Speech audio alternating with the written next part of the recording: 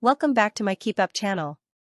Magaluf businesses say they are sick and tired of Brits destroying their paradise by urinating and having sex in the street and say new clampdown on tourist drinking doesn't go far enough. Boozy Brits urinating in the streets, partygoers having sex outside restaurants and drugs being sold like popcorn. This is the Magaluf that local business owners are sick and tired of. After the Balearic Islands government launched a fresh crackdown on booze-fueled holidays this week, businesses in Majorca have today hit out at tourists destroying their paradise, declaring, "It's gone on too long." They accused drunken Brits of treating the beautiful island with no respect and claimed the authorities were not doing enough to help despite enforcing stricter drinking rules. Sergio Taltaval, whose family owned the Casa Diego restaurant in Magaluf, said, "It's pretty bad. It's all about drinking and partying. There are no families. We need more families. It's all about the culture of getting drunk and partying. Most of the tourists treat the island very badly. I have seen the degradation over the years, it's very bad." The 32-year-old, whose restaurant was away from the chaos on the strip, said the government had to bring the rules in, adding, "It's gone on too long and we have to live here.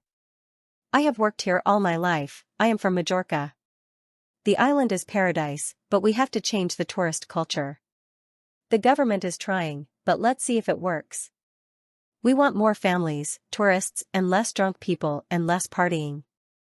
We want what we had before." Partygoers in the major Ken areas of Palma, Lucmajor, and Magaluf as well as San Antonio and Ibiza now face penalties of between €500 and €1,500, £430 and £1,290, if their street drinking disrupts coexistence, involves crowds, or deteriorates the tranquility of the environment.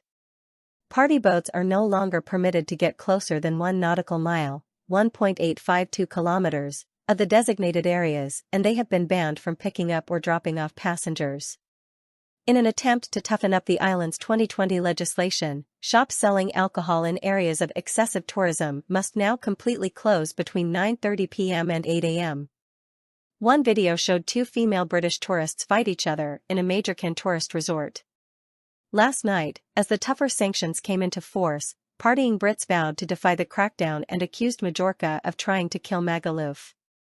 Ariana Riesco-Tomos, who has owned the restaurant Pizzeria with her Italian husband for 10 years, told Mail Online, "Most of the island is only for tourism.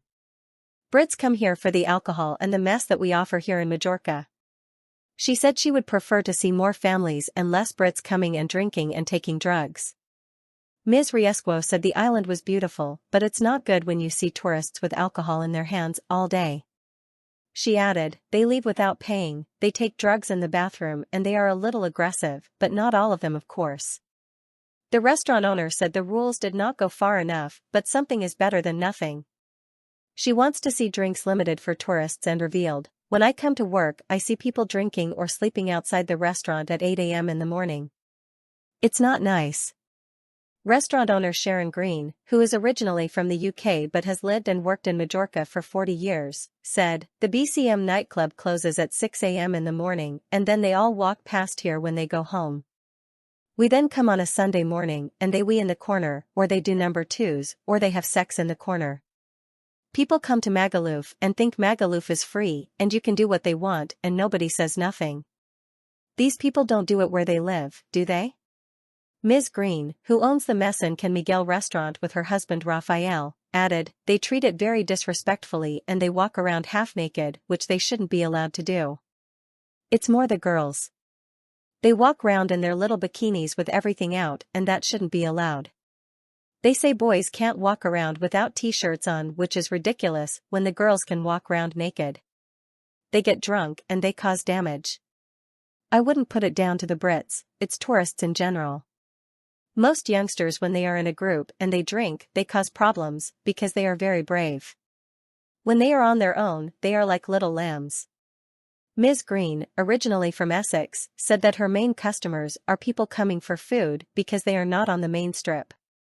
"British people is the least we get," she added. "We get everyone else, Italians, French, German. We do steaks and good food and they don't want to pay €26 for a fillet steak. They want a kebab or a pizza. Lori Jatariu, who opened El Gordito restaurant away from the Magaluf strip with her husband Christian in 2020, said, "It is a beautiful island, and you walk down the strip and it's awful."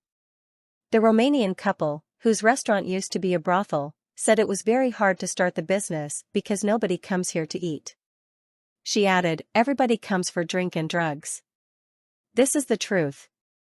If you are going outside of Magaluf, it seems a bit normal, but here, nobody eats.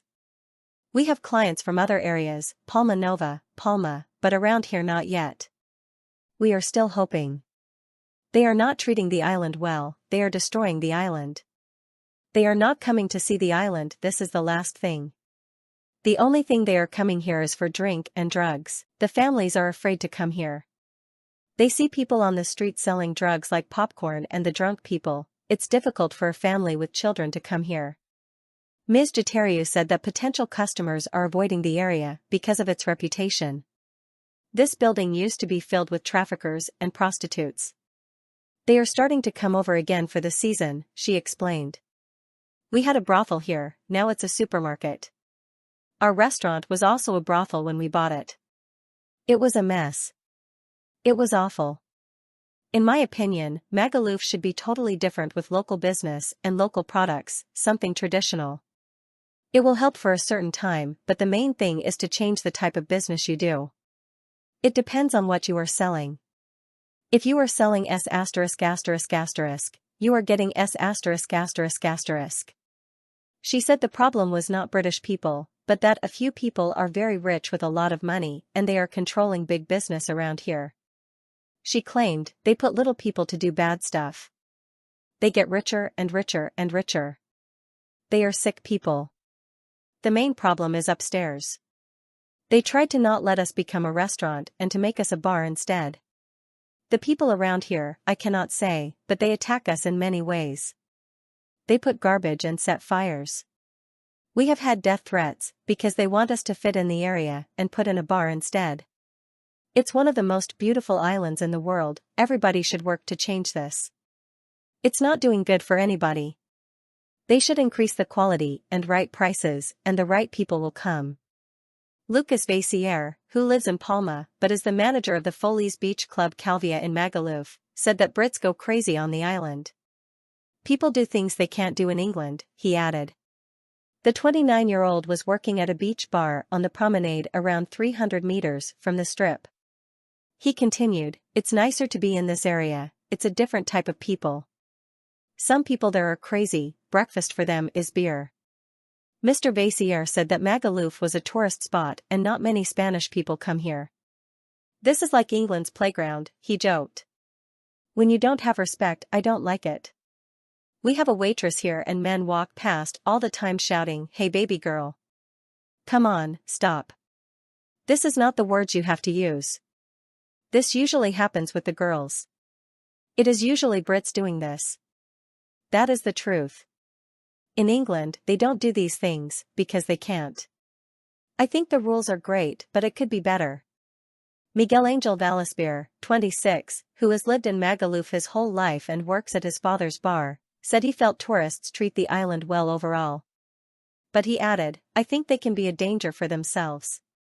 People with bad intentions sometimes take advantage of drunk people and some people are aggressive. Abusing substances and drugs is bad." Speaking about the crackdown on tourists, the manager of the Puerto Rico bar said, "I don't think that the rules will solve any problems because people that want to use drugs or drink will find a way.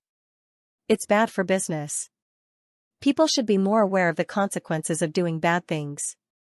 Banning something is not going to do anything." The latest crackdown adds to the 2020 law which banned happy hours, pub crawls, and the sale of alcohol in shops between 9:30 p.m. and 8 a.m.